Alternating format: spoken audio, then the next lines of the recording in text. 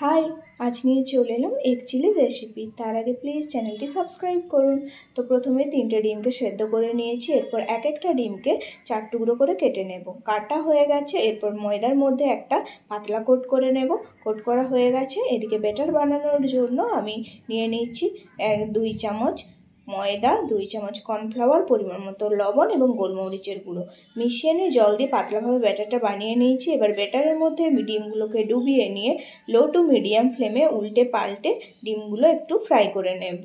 একটু সময় নিয়ে ফ্রাই করে নিতে হবে। ফ্রাই করা হয়ে গেছে। ওই তেলেই দিয়ে দিচ্ছি আদা রসুন কুচি এবং কাঁচা লঙ্কা কুচি।